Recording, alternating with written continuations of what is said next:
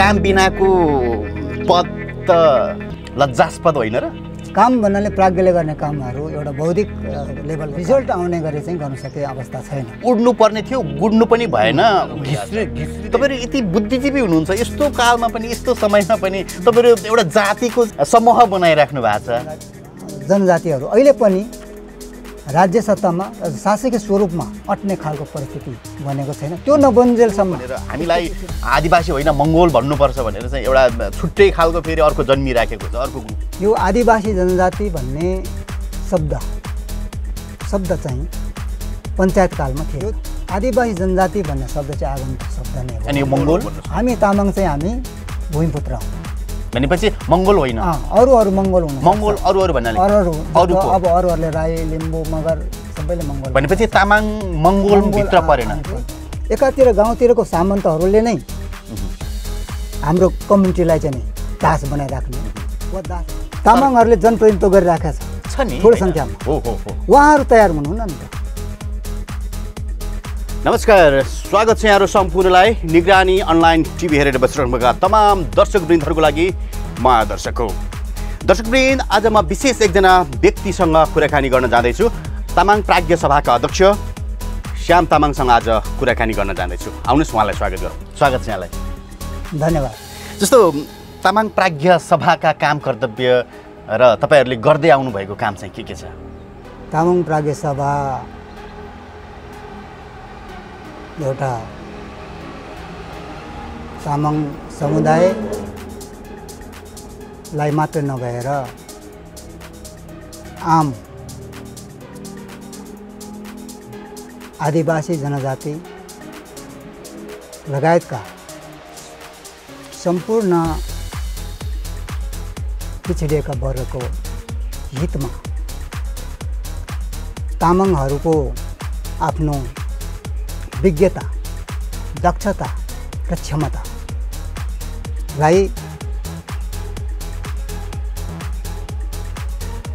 Delivery भनौँ या त्यसलाई चाहिँ हस्तान्तरण गरेर त्यो समुदायको समग्र हितमा काम गर्दै आइरहेको। अहिले चाहिँ के गर्दै हुनुहुन्छ? संक्षेपमा देख्ने गरी चाहिँ के काम गर्दै आउनु भएको छ? अहिले संक्षेपमा हामीले खास गरी तामाङ जातिको पहिचानको कुरा र राजनीतिक अधिकारको विशेष अधिकारको राजनीतिसँग पनि जोडिरहेको छ हैन? त्यो अधिकारलाई चाहिँ नि सरकार र सरकारवाला निकायहरू सबैले एउटा दबाब स्वरूप वा सल्लाह स्वरूप हामीले चाहिँ त्यस्तो किसिमको विचारहरू प्रवाह गर्ने। जस्तो टिपिकल देखिने कामहरू चाहिँ के गर्दै हुनुहुन्छ आजकल?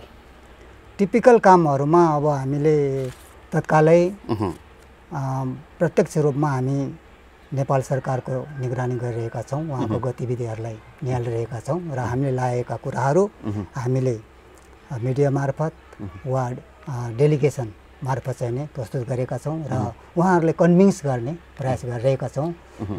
जुन कन्भिन्स गरिरहेका छौँ हामीले, त्यसबाट चाहिँ हाम्रो समुदाय चाहिँ नि प्रत्यक्ष लाभान्वित होस् भन्ने काम नै गर्छ। तपाईँहरूको संस्थाबाट, तपाईँहरूको सङ्गठन अथवा तपाईँहरूको यो तामाङ प्राज्ञ सभाको कामबाट नेपाली आम तामाङ युवाहरू भनौँ, तामाङहरू चाहिँ कतिको खुसी छन् तपाईँहरूको कामबाट? यस्तो छ, अब तपाईँहरूले डेलिभर गर्नुभएको कामबाट तामाङ प्राज्ञ सभा एउटा चाहिँ बौद्धिक र वैचारिक आधारमा चाहिँ कुनै पनि नीतिगत कार्यक्रमहरू चाहिँ अगाडि बढ्नुपर्छ भन्ने कुरा राखेको हुँदा आम रूपमै तामाङ समुदायले देखिने गरी तपाईँले अहिले उदाहरण दिन सक्नुहुन्छ? त्यस्तो उदाहरणीय कामहरू हामीले खासै गर्न सकेका छैन।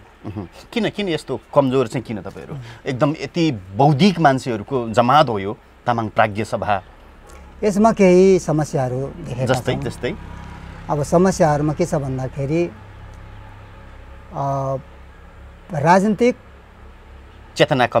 चेतनाको कमी मात्र होइन, राजनीतिक रूपमा प्राय बौद्धिक लेभलका तामाङहरू चाहिँ।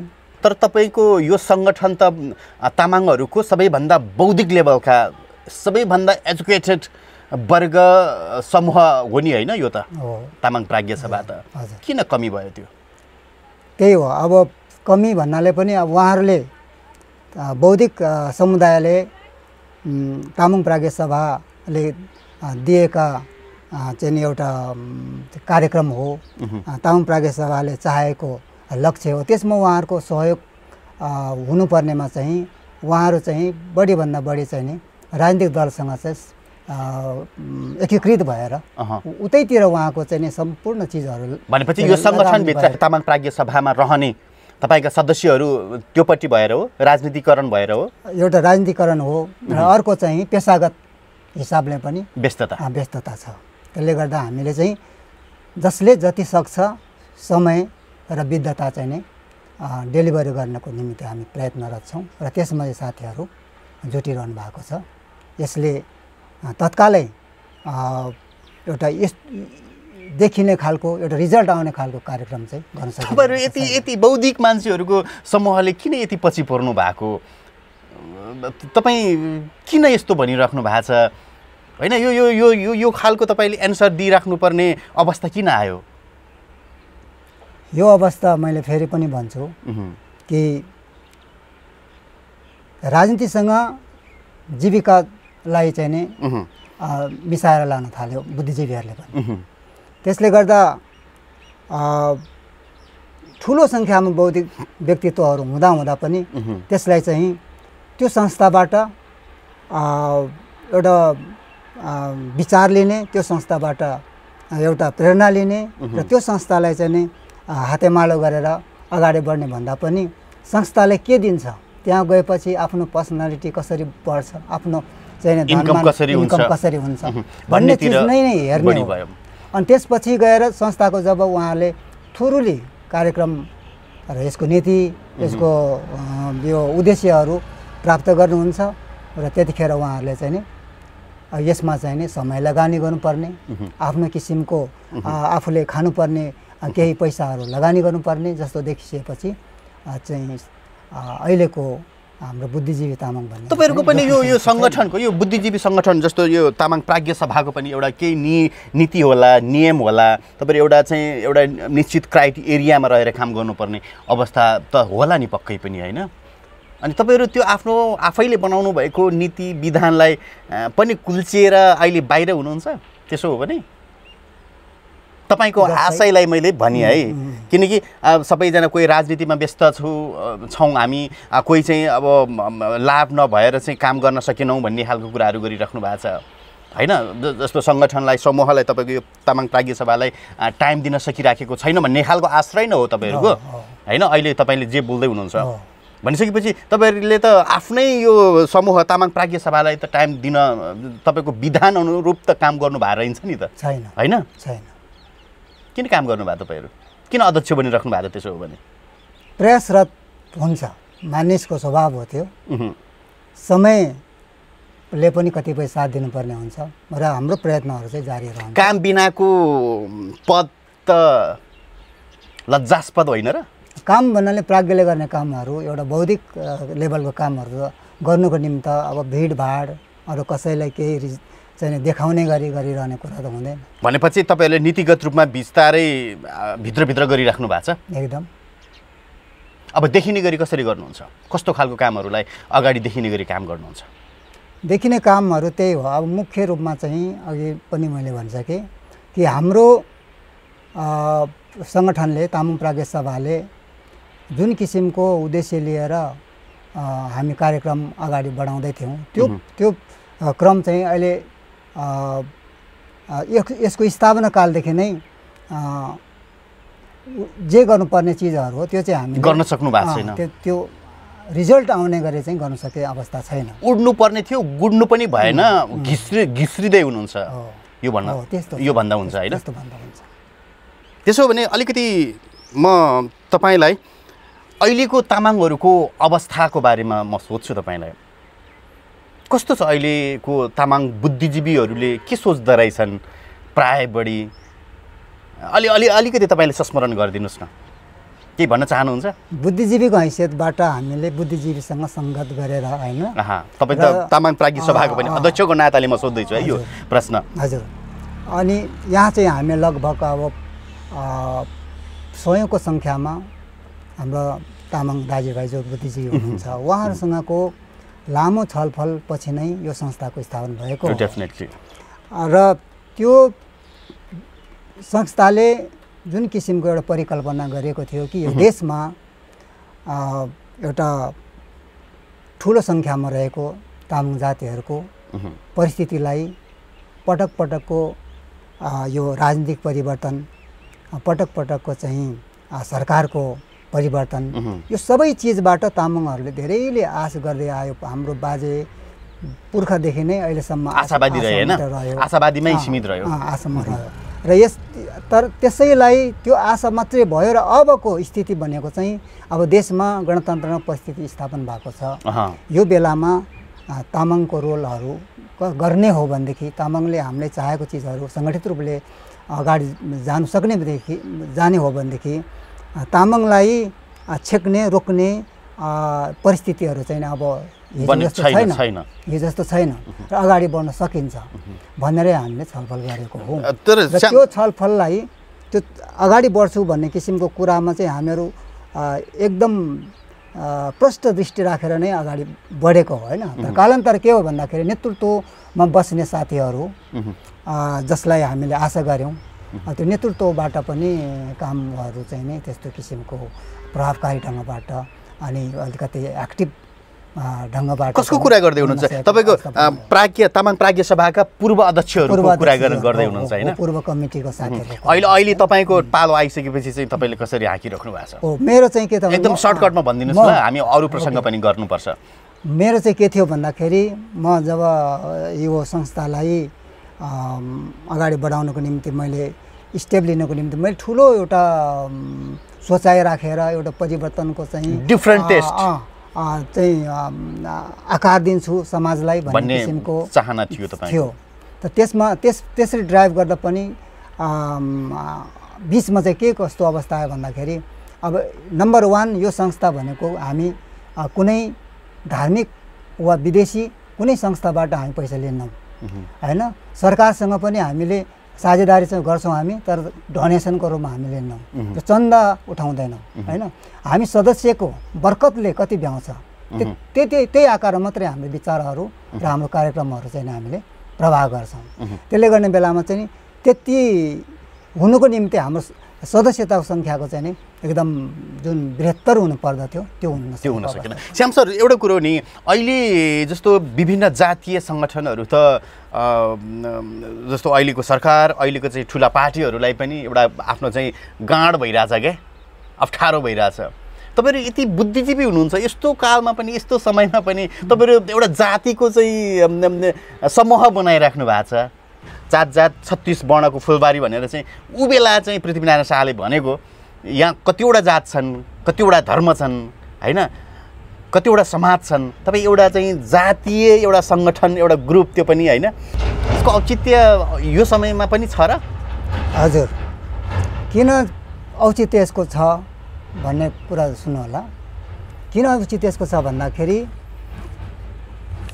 नेपाल भूमिको शासकीय स्वरूप हेर्नुभयो भने तामाङ मात्रै होइन, यहाँ क्षेत्रीय ब्राह्मण र केही पुँजीपति धनीमानी व्यक्तिहरूभन्दा बाँकीको शासकीय स्वरूपमा पहुँच पुग्ने खालको स्थिति चाहिँ नै बनेको छैन अहिलेसम्म पनि। त्यसले गर्दा आज हामी टोटालिटीमा हेऱ्यो भनेदेखि 70% आदिवासी जनजाति जो भनिएको छ, 70% भन्दा जनजातिहरू अहिले पनि राज्य सत्तामा शासकीय स्वरूपमा अट्ने खालको परिस्थिति बनेको छैन। त्यो नबन्जेलसम्म यस्तो किसिमको जातीय सङ्घ सङ्गठनको आवश्यकता र औचित्य भइरहन्छ। त्यसकारण हाम्रो प्राज्ञ सङ्गठन, प्राज्ञ सभा चाहिँ आवश्यक महसुस गर्नुभयो। यसले अझै राम्रो गर्नुपर्छ भन्ने देशमा। श्याम सर, जस्तो देशमा चाहिँ तपाईँ एउटा बौद्धिक व्यक्ति हुनुहुन्छ, एउटा विद्वान को एउटा सङ्गठन हाँकिराख्नु भएको छ।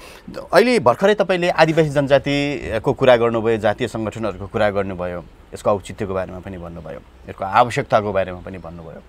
तर अहिले नेपालमा आदिवासी जनजाति भनिँदैन भनेर पनि भनिराखेको छ होइन। अहिले मङ्गोल भनेर, हामीलाई आदिवासी होइन मङ्गोल भन्नुपर्छ भनेर चाहिँ एउटा छुट्टै खालको फेरि अर्को जन्मिराखेको छ, अर्को ग्रुप यो त अहिले चाहिँ पार्टीगत रूपमा पनि आइराखेको छ यस्तो खालको कुराहरू। तपाईँ एउटा बौद्धिक व्यक्तित्वको एउटा कमान्डरले के भन्नुहुन्छ? त्यसमा यस्तो छ आदिवासी जनजाति शब्द होइन र मङ्गोल भन्ने शब्दकै कुरा यहाँले उठाएको जस्तो लाग्छ मलाई। यो कसरी यो चाहिँ नि उचित छ होइन।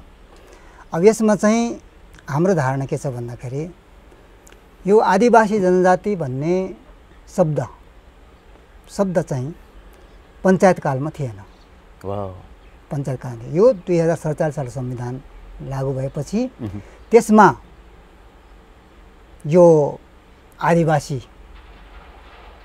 सम्बन्धित युएनको एउटा शाखा छ होइन, विश्व आदिवासी सङ्गठन।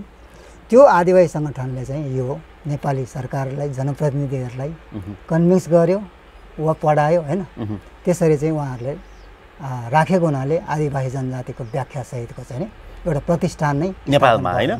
त्यसले गर्दा त्यो आदिवासी यही अब अहिले दलको सरकार दलगत सिस्टम आइसकेपछि नै यो दलको सरकारले नै राखेको आदिवासी भन्ने शब्द हो। त्यो कुनै आदिवासीको सम्मेलनबाट वा आदिवासीहरूको चाहिँ नि सङ्घ सङ्गठनबाटै एउटा राष्ट्रिय र सर्वपक्षीय सम्मेलन गरेर राखेको होइन। भनेपछि आदिवासी जनजाति भनेर हामीले छाती खोलेर घमण्ड गर्नुपर्ने अवस्था इतिहासलाई हेर्ने हो भने रहन्छ। त्यसो भए यो आगन्तुक शब्द रहेछ होइन, कसैले भनिदिएको रहेछ हो। यो आदिवासी जनजाति भन्ने शब्द चाहिँ आगन्तुक शब्द नै हो। अनि यो मङ्गोल आदिवासी जनजाति आदिवासी भन्ने शब्दमा यो अलिकति झमेला खालको शब्द छ। यो आदिवासी र जनजाति मिसाउनु हुने शब्द होइन। जनजातिको व्याख्या अर्कै छ, आदिवासीको व्याख्या यसलाई एकदम सर्टकटमा बुझाइदिनुहोस् त। त्यसले गर्दा हजुर आदिवासी भनेपछि अब कुनै पनि भूमण्डलमा भूक्षेत्रमा त्यहाँ उत्पन्न भएको त्यो जातिको नाम चाहिँ आदिवासी भनेपछि सुरुको बासिन्दा हो। अब आएर बासिन्दा कि उत्पन्न बासिन्दा भन्दाखेरि हामी चाहिँ के क्लेम गर्छौँ, हामी यहाँको उत्पन्न बासिन्दा हो। तामाङ चाहिँ आएको जनजाति होइन, आदिवासी हो। आदिवासी पनि कसैले सुरुमा आएकोले आदि पनि भन्न सक्छ नि त, सुरुले आदि।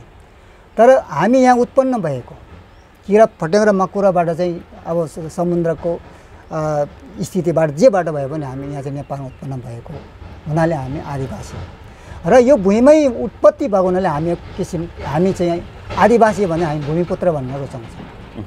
यो भुइँको उत्पादन हो हामी, यो भुइँको सोइल्सबाट हामी। अब अलिकति पुष्टाइ गरिदिनुहोस् तपाईँले।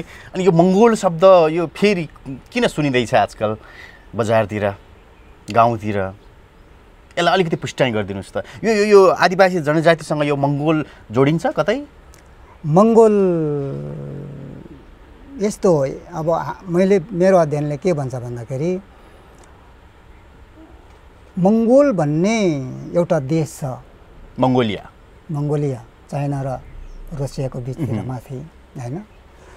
त मङ्गोलियाको चाहिँ नि त्यहाँको चाहिँ नि जनतालाई चाहिँ नि मङ्गोल भन्ने एउटा प्रकरण छ। अर्को चाहिँ के छ भन्दाखेरि हामी मङ्गोलबाट चाइना हुँदै नेपालमा आएर बसेको सबै आदिवासी भएको हामी चाहिँ भनिसकेपछि हामी यहाँको आदिवासी जनजाति होइन होइन जनजाति होइन, आदिवासी शब्द आयो। आदिवासी एक किसिमले मैले भनिहालेँ भूमिपुत्र हो। तपाईँ दुईवटा अलिकति बाँच्ने कुरा गर्दै हुनुहुन्छ। मङ्गोल देशबाट मङ्गोलियाबाट आएका मान्छेलाई मङ्गोल भनिन्छ, अनि फेरि तपाईँ हामी मङ्गोलबाट आएको हो भने हामी मङ्गोल हुनुपर्छ, मेरो अर्थ यो हो। अनि यो आदिवासी जनजाति फेरि भूमिपुत्र पनि भन्नुहुन्छ। तपाईँ फेरि भूमिपुत्र यदि यहीँको हो भने भूमिपुत्र हो कि तपाईँ मङ्गोलियन हो मङ्गोल हो भन्नुहोस्? हामी तामाङ चाहिँ हामी भूमिपुत्र हौँ भनेपछि मङ्गोल होइन, अरू मङ्गोल हुनु मङ्गोल अरू भन्नाले अब अरूहरूले राई लिम्बू मगर सबैले मङ्गोल भनेपछि तामाङ मङ्गोलभित्र परेन, पर्दैन। किन हामी भूमिपुत्र हो, किन भन्दाखेरि यसको होइन फेरि मङ्गोलहरूले पनि फेरि भूमिपुत्र भन्दैछ नि त आफूलाई। भूमिपुत्र भन्नु राई लिम्बू नेवार यी हुन्छ नि मगर गुरुङ, भूमिपुत्र बन्नलाई उहाँको जस्टिफिकेसन के छ त उहाँसँग? तपाईँसँग के छ? हामीसँग त हाम्रो भाषा अनि यो पहिचानका चाहिँ 7वटा कडीमध्ये हाम्रो भाषा र संस्कृति, त्यसपछि हाम्रो लिपि, यी सबै चिज चाहिँ दुनियाँको कुनै पनि देशसँग मिल्ने स्थिति छैन। त्यसले गर्दा हाम्रो आफ्नै भाषा आफ्नै माटोमा उत्पन्न भएको भाषाबाट हामीहरू। तर श्याम सर एउटा कुरो नि, तामाङ भाषा आफैमा अहिले विवादित छ नि, तपाईँलाई थाहा छ यो कुरो? कसरी? तपाईँको तामाङ भाषा पनि कुन लिपि चाहिँ हाम्रो आफ्नो हो भन्ने कुरामा त एकदमै अहिले त विवादित भइराखेको छ। कुन लिपिमा लेखिएको भाषालाई आफ्नो भाषा भनेर अहिलेसम्म पनि नेपाल तामाङ घेदुङ या तपाईँहरू जस्ता बुद्धिजीवीहरूले अझै पनि यो चाहिँ तामाङ भाषा हो भन्न सकेको अवस्था छैन नि। आदिवासीहरूको लिपि डेभलप भएकै छैन।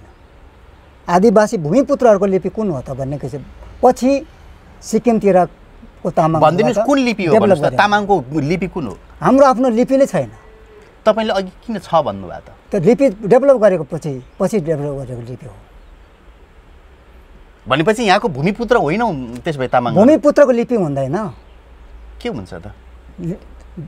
भूमिपुत्रभित्र जस्तो अब झाँक्रीहरूकोसँग केही लिपिहरू छ, त्यो हाम्रो लिपि हुनसक्छ। तर त्यसको डेभलपमेन्ट भएन। त्यसलाई चाहिँ झाँक्रीले पनि आफ्नै किसिमको पोल्टोमा राख्ने काम गरिराख्यो होइन। अब अहिले लामाहरूले चलाएको लिपि पनि टिबेटियन लिपि हो। जस्तो मलेसियामा तपाईँको त्यहाँको भूमिपुत्रहरूको लिपि छैन। उहाँहरूले के गर्नुभयो भन्दाखेरि इङ्ग्लिस लिपि। एउटा श्याम सर एउटा कुरो नि, जस्तो नेपालमा चाहिँ अहिले जस्तो 5 कक्षासम्म चाहिँ तामाङ भाषा पढाउने भन्ने एउटा सरकारबाट स्वीकृति पाइसकेका पनि छ। तर अहिलेसम्म पनि तामाङहरूले आफ्नो लिपि कुन लिपिको भाषा पढाउने भन्ने त्यो अझै पनि कन्फर्म भइसकेको अवस्था छैन। कहिले देवनागरीमै पढाउने भन्ने पनि कुरा भइरहेछ, कहिले चाहिँ तपाईँको यो के भन्छ नि यो चाहिँ छैको भाषा पढाउने टिबेटियन सम्बोटा लिपिको पढाउने भन्ने कुरा छ। यसलाई तपाईँहरू जस्तो बौद्धिक र विद्वान व्यक्तिहरूले किन अलिकति यसलाई छिनोफानो गर्नमा सहयोग पुर्याउनुहुन्न? त्यही छ, हाम्रो हरेक नीति कार्यक्रमहरू चाहिँ अगाडि बढाउनको निम्ति हाम्रो आफ्नो किसिमको ताकत प्रयोग गर्नुको निम्ति पनि एउटा नीतिगत सरकारी स्तरबाटै एउटा नीतिगत स्पष्टताहरू चाहिँ हामीले प्राप्त गरेको छैन। भनेपछि तपाईँले कसले छेक्यो भन्नुहोस् त? कसको कमजोरी हो? तपाईँहरूले चाहिँ डेलिगेसन जान सक्नु भएन कि पावरवाला मान्छे पावरमा मान्छे नभएर हो कि तपाईँ हामी बिचै चाहिँ मतभेद भएर हो कि? मतभेद पनि छ र अर्को चाहिँ पावर नभएर भन्दा पनि विद्यमान नियम कानुनहरूले हामीलाई साम्प्रदायिकताको आक्षेप लाउने स्थिति छ। जस्तै हामीले तामाङको लागि चाहिँ लिपिवाला स्कुल खोलौँ, तामाङको चाहिँ भाषाको स्कुल खोलौँ भनेदेखि अब त्यहाँ कम्युनिटीले नै हेरासमेन्ट गराउने स्थिति। जस्तो अब आजको 21औं शताब्दीमा 2021 को मितिमा आएर पनि तपाईँले तामाङ लिपिमा पढाएर तपाईँले समुदायले कहाँ फर्काउँदै हुनुहुन्छ? कहिले चाहिँ यो तपाईँको कम्युनिटी चाहिँ नि अब विश्व स्तरमा पुग्छ, त्यसरी झन् फर्किने स्थिति हुन्छ। त्यस कारण अहिले डेभलप जे छ त्यसलाई उपयोग गरेर जानुपर्छ भन्ने किसिमको कुराहरू अहिले हर घरमा त्यस्तो चर्चा चल्ने अवस्थामा उहाँहरूलाई हामीले यही गर्नुपर्छ यही हुनुपर्छ भनेर जाने बेलामा चाहिँ हामी अलिकति उहाँहरूलाई अतिवादी संज्ञा। तर श्याम सर एउटा कुरा तपाईँलाई स्मरण गराउँ, जापान, कोरिया, चाइना जस्ता डेभलप कन्ट्रीहरूमा इङ्ग्लिस पढाइ हुँदैन, आफ्नै भाषा आफ्नै चाहिँ लिपिको पढाइ हुन्छ, मान्यता हुन्छ। भनेपछि वास्तवमा त आफ्नै देशको माया, आफ्नै देशको लिपि, आफ्नै देशको चाहिँ भाषालाई प्रबोधन गर्यो भने न विकास हुने रहेछ त। यो कुरालाई तपाईँ जस्तो मान्छे बौद्धिक मान्छेहरूले त्यो खालको इन्फर्मेसन दिने त्यो वातावरण बनेन? त्यो वातावरण छैन।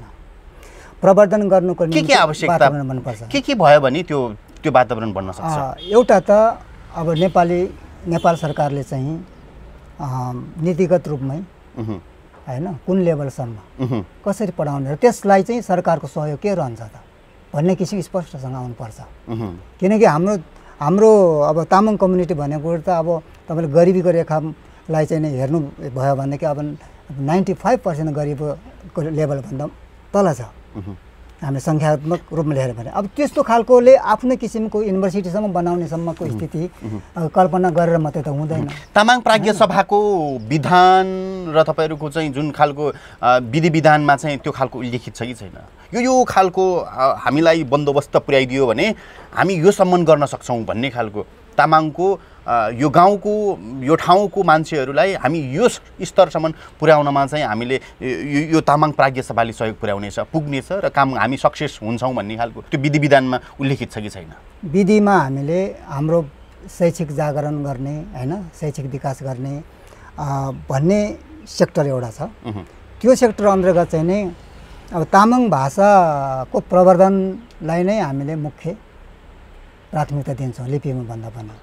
तामाङ भाषाको प्रवर्धन कसरी हुन्छ त भन्दाखेरि अब हामीले बिचको बाटो हामी लिँदैछौँ। न हामी तामाङ भाषा र लिपिमै अब हामी एकैछिनबाट हाम्रो बच्चाले पढाएर जाने स्थितिमा छ, न हामी यो चाहिँ हुँदै हुँदैन अब चाहिँ अरूले भने जस्तै गरेर चाहिँ अब यो 21औं शताब्दीमा चाहिँ हामी फर्किनुहुन्न, अब चाहिँ अब डेभलप भएको चाहिँ नि उसलाई नै शिक्षालाई नै चाहिँ हामीले चाहिँ मिन्स बनाएर जानुपर्छ भन्ने किसिमको कुराहरू छ। त्यसमा पनि हामी छैनौँ। हामी के चाहन्छौँ भन्दाखेरि शिक्षा प्राप्त गर्नको निम्ति सजिलो माध्यम हामीलाई चाहियो। शिक्षा प्राप्त गर्ने सजिलो माध्यम के हो भन्दाखेरि अहिले हामीलाई के लाग्दछ भन्दाखेरि हाम्रो तामाङ प्राज्ञ सभा स्पष्ट के चाहिँ यहाँ धारणा राख्दछ भन्दाखेरि त्यो हाम्रो भाषा र विकसित रूपले जाने भनेको अहिले ओल्ड ल्याङ्ग्वेजको रूपमा चाहिँ नि ग्लोबल ल्याङ्ग्वेज रूपमा चाहिँ इङ्ग्लिस ल्याङ्ग्वेज छ। इङ्ग्लिस र तामाङलाई लैजानुको निम्ति सँगसँगै लैजाने र नेपाली लगायतका हिन्दी इत्यादि के छ त्यो भाषा चाहिँ एउटा ऐच्छिकको रूप मात्र होस्। अनि यो दुईटा बाटो लान सक्यो भने हामीले दुईटै परिस्थितिहरूलाई चाहिँ नि कोप गर्न सकिन्छ।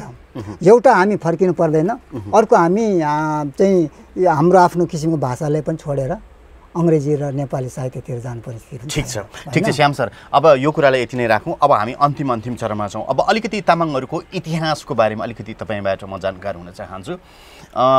भनिन्छ नि यो तामाङ समुदायहरू पहिलादेखि नै पिपा बनाउने, एकदम सानो स्तरको जस्तो पढ्न नदिने यो खालको कुरा सुनिन्छ होइन। दरबारको चाहिँ सुसारे यो खालको चाहिँ बनाएर चाहिँ एक किसिमले पढाइ लेखाइमा पनि नभएको अनएजुकेटेड पहिल्यैदेखि त्यो खालको संस्कार चल्दै आएको भन्ने एउटा सुनिन्छ पनि। के यो विषयमा चाहिँ अलिकति प्रश्न पारिदिनुहोस् न, खास के हो? तपाईँ त जमानामा चाहिँ मास्टर डिग्री गर्नुभएको मान्छे, अब इतिहासमा हाँस्नुभयो नि किन? तपाईँ लामो प्रश्न गर्नुभयो कि होइन, ठिक छ, तपाईँलाई जसरी सहज हुन्छ त्यो गरिदिनुहोस्, भनिदिनुहोस् वास्तवमा के हो? त्यो यस्तो हो, अब हामीलाई तामाङ हो भनेर चाहिँ त्यसरी प्रयोगमा ल्याएको होइन। तामाङै भएको कारणले गर्दा चाहिँ यो भरियै हो, यसको चाहिँ पेसा थर नै भरिया हो भन्ने किसिमले आएको होइन। अब चिज कसरी बुझ्नु पर्यो भन्दाखेरि हामीहरू किन भरिया भयो, ढुङ्गा किन बोक्यो, काठ किन बोक्यो, गाडी किन बोक्यो, ताकि अरू गाडी चढ्दथ्यो भने हामी गाडीको पाटपुर बोक्दथ्यो होइन। अरू दरबार बनाएर बस्थ्यो त दरबारको ढुङ्गा र काठ चाहिँ हामी बोक्दथ्यौँ। त्यो चाहिँ हामीलाई उहाँहरूले यिनीहरू यही जातको भनेर होइन। किन भन्दाखेरि अब एउटा सङ्गठित के अरे औपचारिक शैक्षिक संस्थाहरू खुलेको नेपालमा कति भएर होइन, मेरो सम्झनामा 2004 सालदेखि त मात्रै हो नेपालमा पनि औपचारिक शैक्षिक संस्थाहरू, स्कुलहरू भनौँ होइन। त्योभन्दा अगाडि त सत्तामा जो छ उहाँहरू चाहिँ नि जान्नेबाट विदेशबाट झिकाएर हुन्छ कि होइन, जान्नेहरूबाट चाहिँ शिक्षा लिने गुरुहरूले घरमा ल्याएर हुन्छ कि त्यसरी चाहिँ उहाँहरूले आफ्नो शैक्षिक चाहिँ नि विरासतलाई चाहिँ नि सँगसँगै ल्याउनु भयो र उहाँहरू जहिले पनि अग्रपङ्क्तिमा र एउटा शासकीय चाहिँ नि नेतृत्वमा चाहिँ रहने स्थिति बनिरह्यो होइन। त हामी चाहिँ हाम्रो लागि चाहिँ त्यस्तो भएन। जस्तो अब एकछिन मानौँ हाम्रो नेपालमा नेपाल एकीकरणभन्दा अगाडि के थियो त यहाँ भन्दाखेरि एउटा गाउँ थियो, एउटा टोल थियो, त्यहाँ थोरै मान्छेहरू हुन्थ्यो, एउटा अलिकति चलाख र बलियो अलिकति खन्दान भएको मान्छेहरू त्यहाँको ठुलो मान्छे बन्थ्यो। आई थिङ्क त्यहाँको चाहिँ अब त्यो त्यही हाम्रो पुरानो शब्दमा चाहिँ अहिले पनि भन्ने छ तामाङहरूले। त त्यो चाहिँ त्यो परम्परा हुने बेलामा त्यो प्रमुखको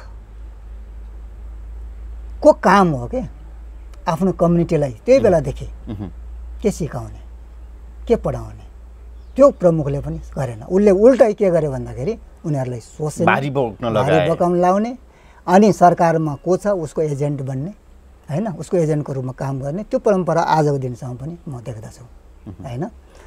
अनि तर उतातिर जो चाहिँ हामी भारी बोकेर उहाँहरू चाहिँ शासक कसरी भयो भन्ने कुरा उहाँहरू त अब ऋग्वेद कालदेखि नै उहाँहरू चाहिँ एउटा शास्त्रमा नीतिमा हैन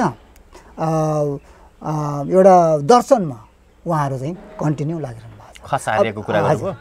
जो शासक वर्गमा चाहिँ जो चाहिँ अब यो हामीहरू चाहिँ भारी भरिया भयो र अरू चाहिँ किन भएन भन्ने कुरामा उहाँले शास्त्र नीति दर्शन उहाँहरूको फलोअप गरेर अब हाम्रोमा चाहिँ के भयो भन्दाखेरि एकातिर गाउँतिरको सामन्तहरूले नै हाम्रो कम्युनिटीलाई चाहिँ दास बनाइराख्ने वा दास बनाउन कसैलाई आफ्नो आफूले कसले चाहिँ नि आफू कसको पहुँचमा छ रिसिभ गर्ने ऊ त्यसरी पठाउने एउटा दासको प्रवृत्ति हो। अर्को उहाँहरूको ब्राह्मणहरूको चाहिँ के छ भन्दाखेरि अब त हिन्दूहरूको भनौँ अझ होइन, अब आर्यनहरूको भनौँ उहाँहरू के छ भन्दाखेरि घरैबाट 4 बजे बिहानदेखि नै बाजे वा हजुरआमाहरूले चाहिँ नि शास्त्रका कुराहरू चाहिँ बरबराइरहेको पढिरहेको होइन, त्यो मन्त्रण गरिरहेको त्यो बच्चाले गर्वले पनि सुनिरहेको, गर्वमा भएको बच्चाले पनि सुनिरहेको हुन्छ धड्कन र जन्मेपछि पनि सुनिरहेको हुन्छ। त्यसले उहाँको वातावरण नै एउटा के एडुकेटिभ इन्भाइरोमेन्टमा चाहिँ उहाँहरूको सन्तान नै गयो। त्यसले गर्ने बेलामा चाहिँ अब तपाईँ चाणक्यको नीति आज राजनीतिशास्त्रको संसारभरिको राजनीतिशास्त्रीहरूले चाहिँ चाणक्यको नीतिलाई छोड्दैन। किन भन्दाखेरि उहाँहरूसँग त्यस्तो नीतिहरू छ क्या होइन, झुक्याउने नीति पनि छ अनि सेवा गर्ने नीति पनि छ, दान गर्ने नीति पनि सबै खालको छ नि त। त्यसले गर्ने बेलामा चाहिँ यो हुनुमा चाहिँ म 250 वर्ष अगाडिको शाहवंशीहरूले चाहिँ नि यस्तो शोषण गर्यो, पढ्न दिएन, भारी बोका यसरी दोष मात्रै दिएर हुँदैन। अहिलेको राजनीतिमा यो खालको कुराहरू पनि यो खालको भाषा पनि प्रयोग मिसिन्छ नि होइन। 100औं वर्ष अगाडिदेखि चाहिँ हामीलाई चाहिँ दास बनाए भन्ने त्यो एकदम ठुल्ठुला मञ्चहरूमा त्यसरी भाषण लगाएको सुनिन्छ। त्यो दास चाहिँ शासकले मात्रै बनाएन, हाम्रै आफन्तहरूले पनि बनायो। हाम्रो गाउँको हाम्रो ठुलवाले बनाए कि जस्तो किसिमले मान्नु हाम्रो लामाले बनाए कि हाम्रो झाँक्रीले बनाए कि लामाहरूले अब जस्तो अघि मैले यही प्रसङ्ग उठाउन लागेको कि क्षेत्री बाहुन के छ भन्दाखेरि मैले भनिहालेँ घरमै त्यो वातावरण छ अनि एउटा मन्दिर ट्याक्क हुन्छ, बिहान मन्दिर हुन्छ होइन, त्यसपछि गएर महिनामा एकादशीमा औँसी पूर्णिमा पूजापाठ होइन, यो सबै वातावरण नै उहाँको चाहिँ नि एउटा शास्त्रीय वातावरणबाट आयो होइन, जुन शास्त्रबाट चाहिँ नि जीवन र जगतलाई चाहिँ नि रथको रूपमा चाहिँ अगाडि बढाउन सक्छ त्यो शास्त्र। त हाम्रोमा भएन, हाम्रो चाहिँ लामाज्यूहरूले गर्नुभयो तर लामाज्यूहरूले खोइ तामाङ भाषामा कहिले तपाईँले घेवा गरेको, न्वारण गरेको, छेवर गरेको, तपाईँको यो चाहिँ अब पूजापाठ गरेको हामी पाउँदैनौँ। तर एउटा कुरो नि त्यसले गर्दा एउटा शास्त्रीय पद्धतिमा हाम्रो इन्ट्रेस्ट नै गएन र वातावरण नै भएन। यस्तो अवस्थाको मान्छे के हुन्छ भन्दाखेरि त पशु जस्तै हुन्छ। श्याम सर जस्तो मैले तपाईँले भन्नुभयो नि जस्तो आफ्नो जुन खालको नृत्य कर्म जुन खालको जुन अहिले बकिराख्नु भएको छ नि सामान्य मानिसहरूले चाहिँ त्यो भाषा बुझिँदैन भन्ने तपाईँको त्यो अर्थ हो। तर सबै ब्राह्मणहरूले आफ्नो चाहिँ संस्कृत भाषा बुझ्ने पनि हुँदैन नि होइन। संस्कृत भाषामा उहाँहरूको पूजापाठ हुन्छ तर सबैजनाले संस्कृत बुझ्छ भन्ने पनि छैन नि। यसलाई चाहिँ कसरी बुझाउनुहुन्छ? त संस्कृतहरू त नेपालीमा आयो नि त। अब नेपाली त यहाँ चाहिँ लाखौँको सङ्ख्यामा विद्यालय खोल्यो नि सरकारले, युनिभर्सिटी खोल्यो नि त सरकारले। त्यसकारण त्यो विद्यालय युनिभर्सिटी मार्फत अब यही कुरा गर्छु कि म। त्यसो भए तामाङहरूको जुन खालको लामाहरूले बुझाउन नसक्नुको कारण पनि त्यो युनिभर्सिटी रहेन नि त। त्यो पढाउने पढ्ने त्यो एजुकेसन लिनुपर्ने ठाउँ त भएन नि। हो त्यो एजुकेसन भनेपछि नेपाल सरकारले यिनीहरूलाई हेला गरेको हो कि अधिकार नदिएको हो कि हेला त के हो खास? हेला त 100% हो नि उहाँको अघि तपाईँले त भन्नुभयो नि त आफ्नै घरबाट चाहिँ पेलिएको छ, हेपिएको छ, दास बनाइएको छ, आफ्नै पल्लो घरको माइला बाउले बनाउनु भएको, आफ्नै घरको बाउले बनाउनु भएको भनेर तपाईँले भन्नुभयो नि होइन? विकास त दुई प्रक्रियाबाट हुने हो। आन्तरिक प्रक्रिया हुन्छ, एउटा बाह्य प्रक्रिया हुन्छ। अहिले सरकारले हामीलाई युनिभर्सिटी नै बनाइदियो भने पनि के हामी डेभलप गर्ने स्थितिको लागि त हाम्रो आफ्नो आन्तरिक जातीय समुदायको स्थितिको संस्कारहरू चाहिँ कसरी डेभलप गर्ने भन्ने किसिमको दुईतिरबाट जानु पऱ्यो नि। एउटा निचोडमा जाउँ न श्याम सर। अब ल अब के गर्नुपर्छ त्यसो हो भने यो खालको माहौललाई एउटा यस्तो जुरुम बनाइदिउँ, हजुर, यो खालको इन्भाइरोमेन्ट भइदियो भने यो गाउँको यो समाजको मान्छेहरू छर्लङ्ग हुन्थे, आफ्नो धर्म संस्कार परम्परा सबै कुरा बुझ्थे भन्ने एउटा एउटा 1 मिनेट बोल्दाखेरि तपाईँले सबै कुरा सबैजनाले बुझ्ने गरी तपाईँले बक्दिन सक्नुहुन्छ? मैले 1 मिनट बोल्दा के कुरा भन्छु भन्दाखेरि गभर्मेन्टले सरकारले हाम्रो तामाङ कम्युनिटी भएको जिल्लाहरूमा वा गाउँहरूमा भएकै संरचनामा तामाङ भाषाको एजुकेसन सुरु गर्नु पर्यो। त्यो संस्थामा आवश्यक पर्ने स्रोत साधनहरू सरकारले चाहिँ नै उपलब्ध गराइदियो भनेदेखि हाम्रो उन्नतिको प्रस्थान त्यहाँबाट सुरु हुन्छ। भनिसकेपछि भाषा चाहिँ कुन पढाउने के? भाषा तामाङ कुन चाहिँ? तामाङ आफैले पनि आफ्नो भाषा कुन चाहिँ हो भनेर त्यही क्लियरिफाई गर्न सकेको अवस्था पनि छैन जस्तो मलाई लाग्छ। हजुर, तपाईँ काभ्रेतिर जानुहोस्, मकवानपुरमा आउनुहोस्, उता अरू जिल्लामा जानुहोस्, यसै त तामाङको भाषा फरक छ, झन् लिपिमा त्यत्तिकै तपाईँको यो भद्रगोल भइरहेछ। कसरी एकबद्ध हुन सक्ला तपाईँको विचारमा? अझै भनिदिनुहोस्। लिपि भन्दा पनि भाषाको कुरा म गरिरहेको छु। डेफिनेटली माफ गर्नु होला। भाषा चाहिँ मिन्सको लागि एउटा सजिलो उपाय, तामाङ भाषा सजिलो उपाय जान्छ। जस्तो हामी कुन दिन फेल भइरहेछ भन्दाखेरि जुन दिन स्कुलमा भर्ना भयो त्यही दिन तामाङ फेल हुन्छ। त्यसपछि गएर बल्ल बल्ल भर्ना भयो, बल्ल बल्ल पास भयो भने फेरि बिचमा चाहिँ स्कुल छोडेर हिँड्नुपर्ने स्थिति हुन्छ। त्यसपछि पास गर्यो उसले चाहिँ कहीँ चाहिँ नि रोजगारीको अवसरहरू, अनुसन्धान गर्ने स्थानहरू पाउन सक्ने स्थिति हुँदैन होइन। यो विभिन्न चरणमा चाहिँ हाम्रो अप्ठ्याराहरू छन्। त्यसले गर्दा चाहिँ अहिले एउटा उदाहरणको रूपमा एउटा प्राइमरी स्कुल छ हाम्रो गाउँमा। प्राइमरी स्कुलमा आजको स्थिति भन्दा पनि अझै पहिलेको स्थिति के थियो भन्दाखेरि, तर आज पनि त्यस्तै छ। तामाङको बच्चा 5 वर्षको बच्चालाई चाहिँ नि भर्ना लिन्छ त्यो स्कुलले। 5 वर्षको बच्चा आमाको दुध छोडेर भर्खर आइरहेको बच्चाले आमा घरमा चाहिँ तामाङ भाषाको इन्भाइरोमेन्ट, तामाङ भाषा र शब्दभन्दा उसले अरूको ज्ञान राख्दैन। उसले सूचनाको ज्ञान चाहिँ नि स्थिति चाहिँ नि तामाङ भाषाबाट राख्दैन। स्कुलमा आउने बित्तिकै उसले चाहिँ नि नेपालीमा लेखेको किताब, अङ्ग्रेजीमा लेखेको किताबहरू चाहिँ नि पर्छ होइन।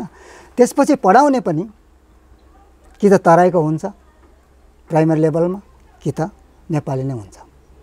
र त्यो पढाउने टिचरलाई पनि तामाङ भाषा थाहा छैन, तामाङ भाषा उसले पनि थाहा छैन।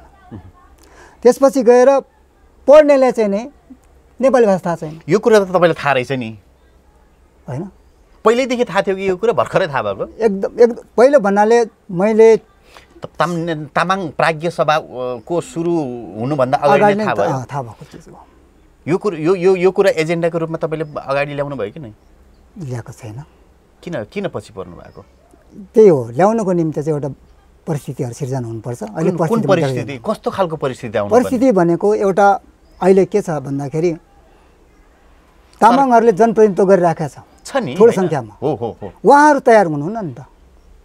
किन तपाईँ जनप्रतिनिधिहरूले गर्ने ठाउँमा हामीले गर्न मिल्दैन, हामीहरूले हस्तक्षेप गर्न स्थिति हाम्रो अधिकार पनि हुँदैन र त्यो जवाबदेहिता चाहिँ उनीहरूले लिनुपर्ने हो। तर प्लानिङ त लान सक्नुहुन्थ्यो नि, तपाईँले अप्रोच त गर्न सक्नुहुन्थ्यो नि होइन? हजुर, प्लानिङ गर्नुको निम्ति चाहिँ त्यही हो। अब एउटा अघि भने जस्तै गरेर भनेपछि जनप्रतिनिधिहरूको पनि ठुलो हात रह्यो। जनप्रतिनिधिको ठुलो हात एज अ होलमा गभर्मेन्टले थाहा पाउनु पर्यो कुरो। हजुर, तपाईँ तामाङ प्राज्ञ सभाका अध्यक्ष श्री श्याम तामाङज्यूलाई पनि यो कुरा थाहा छ 2 नम्बरमा।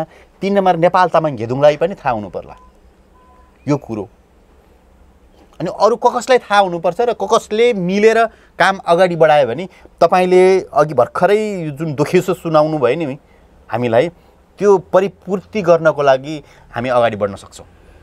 यो राष्ट्रिय समस्या हो। मैले भनिहालेँ नि, एउटा गभर्मेन्ट भयो, तामाङ गेदुङको अध्यक्ष तामाङ गेदुङलाई थाहा हुनु पर्यो, यो कुरो जनप्रतिनिधिलाई थाहा हुनु पर्यो, र तामाङ प्राज्ञ सभाको अध्यक्ष तपाईँ स्वयं श्याम तामाङलाई पनि थाहा छँदैछ। कसलाई थाहा दिनुपर्छ अब? यो थाहा चाहिँ मुख्य रूपले जनप्रतिनिधि हो। अहिले गणतान्त्रिक व्यवस्थामा जनप्रतिनिधिले गर्नुपर्ने काम हो। जनप्रतिनिधिलाई बरु नपुगेको स्रोत साधन र शक्ति के चाहिन्छ त्यो चाहिँ तामाङ कम्युनिटीले उपलब्ध गराउने हो, हामी जस्तो संस्थाले उपलब्ध गराउने हो। अब जनप्रतिनिधिहरूलाई एउटा जनताको सेवा गर्न जानुभन्दा पनि उहाँहरू जागिरै तलब खाने हिसाबले उहाँहरू बसिरहनु भएको छ र उहाँहरूले आफ्नो सङ्गठनमा, आफ्नो पार्टीमा, आफ्नो सरकारलाई, आफ्नो कमिटीलाई चाहिँ नि जबसम्म चाहिँ नि कन्भिन्स गर्नुहुन्न, उहाँहरूले चाहिँ नि हाम्रो कम्युनिटीको बारेमा चाहिँ एउटा स्पष्ट धारणा हामीसँग माग्नुहुन्न, हामीले दिएर मात्रै उहाँहरूले फालिदिनुहुन्छ। हाम्रो उदाहरण हामीले सबैभन्दा बढी प्रपोजलहरू पेश गर्छौँ, गरिसक्नु भयो, तर उहाँहरूको छैन। तपाईँ कुन पार्टीकोबाट सुरु हुन्छ न, मलाई डाइरेक्ट नसोधे पनि उहाँले हामीले आफ्नो प्रपोजल छोडिसकेपछि त्यहाँ च्यानल फिट हुन्छ। कुन पार्टीको मान्छे छैन भने उहाँहरू पैसा खर्च गर्न चाहनुहुन्न। त्यो भित्र के छ, कति राम्रो छ भन्ने किसिमको कुराहरू हेर्नुभन्दा पनि पार्टीको रङले हेर्ने आवश्यकता चाहिँ रहेछ होइन नेपालमा। तामाङ भाषाको आवश्यकता रहेछ नेपालमा, तर यहाँको जनप्रतिनिधि, स्थानीय जनप्रतिनिधिहरूले वास्ता गरे छैन। उहाँहरूलाई महत्त्व छैन, यो कुरो महत्त्वको रूपमा कतै पनि उल्लेखित छैन, देखिएको छैन। कोही सबै त त्यस्तो नहोला होइन। तपाईँ के भन्न चाहनुहुन्छ? हाम्रो क्यामेरामा हेरेर आम दर्शकहरूलाई भनिदिनुहोस् र हामीलाई हेरिराख्नुभएका जनप्रतिनिधिहरूलाई के भन्न चाहनुहुन्छ? उहाँहरूले म के अनुरोध गर्छु भन्दाखेरि हामीले खुला प्रतिस्पर्धाबाट नेपाली राजनीतिमा जनताले सहभागिता लिन थालेको आज 30 वर्ष नागिसक्यो। अब 30 वर्ष भनेको त मैले जन्माएको छोराहरू नै अब के भन्नु, एउटा भनौँ न एउटा म्याच्योर्ड रूपमा गइसक्यो होइन। भने एक जेनेरेसन नै हाम्रो चाहिँ गायब हुँदा पनि यो स्थितिमा न केन्द्रीय स्तरमा, न प्रदेशमा, न हिजो गाउँविस थियो अहिले गाउँपालिका होइन, नगरपालिकाले चाहिँ नै यसको प्रयास गर्यो। खालि पार्टीलाई, राजनीतिक पार्टीलाई चाहिँ नि अक्सिजन, जीवनको अक्सिजनको रूपमा चाहिँ लिएर उहाँहरूले अरू सब छोडेर पार्टीमा लागेपछि अन्धधुन्ध लाग्ने र पार्टीको हितभन्दा अरूको हित नहेर्ने। अहिले हामीले यस्तो हाम्रो जातिको निम्ति यो किसिमको प्रावधान हुनुपर्छ भन्यो भने उहाँहरूले हामीलाई सङ्कीर्णताको बिल्ला लाउने, संज्ञा दिने।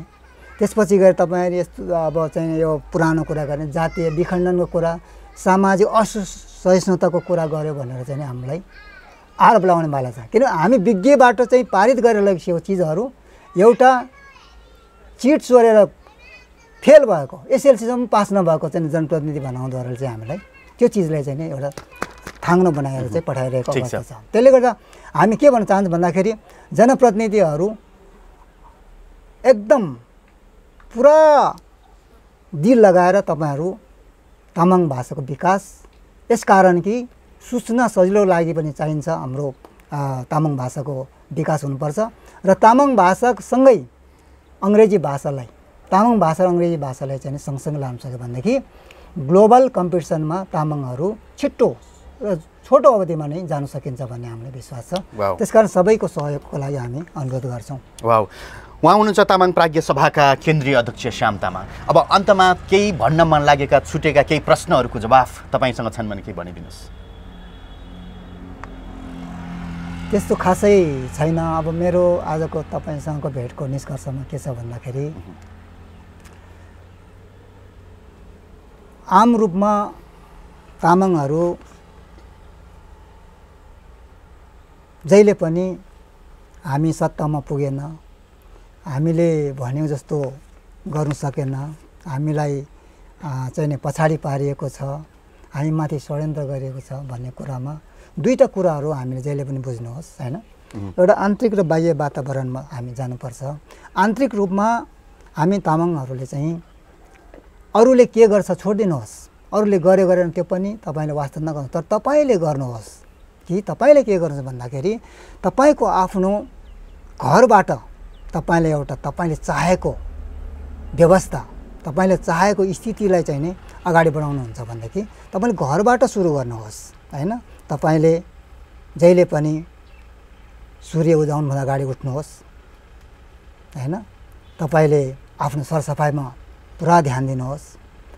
तपाईँले आफ्नो दिनभरि सूर्य हुन्जेलसम्म तपाईँले झुठो नबोल्नुहोस्, तपाईँले कसैलाई धोका नदिनुहोस्, रक्सी नखानुहोस् र आफ्नो कर्ममा लागिराख्नुहोस्। यसरी तपाईँले एउटा घरको व्यवस्थालाई चाहिँ नै छोटो अवधिमा नै व्यवस्थित गर्न सक्नुहुनेछ र यही धरातलबाट यही कर्म तपाईँले अगाडि बढाउन सक्यो भनेदेखि तपाईँसँग अर्को एउटा चाहना जाग्छ। त्यो चाहना भनेको बाह्य वातावरणको तपाईँलाई आवश्यकता हुन्छ। हो यो भए हुन्थ्यो, यस्तो गर्नु पाए हुन्थ्यो भन्ने किसिम जब तपाईँलाई आवश्यकता जाग्छ त्यतिखेर तपाईँले चाहिँ आम समुदायलाई हुने खालको चाहिँ कार्यहरू तपाईँले गर्न सक्नुहुन्छ र हामीले चाहेको चाहिँ हाम्रो एउटा उत्थानको प्रक्रियाबाट हुने समृद्धि, सुख, खुसीहरू त्यहाँबाट हुन्छ भन्ने नै मलाई चाहिँ तपाईँहरूलाई भन्न चाहन्छु। हस्, धन्यवाद। थ्याङ्क यू, धन्यवाद।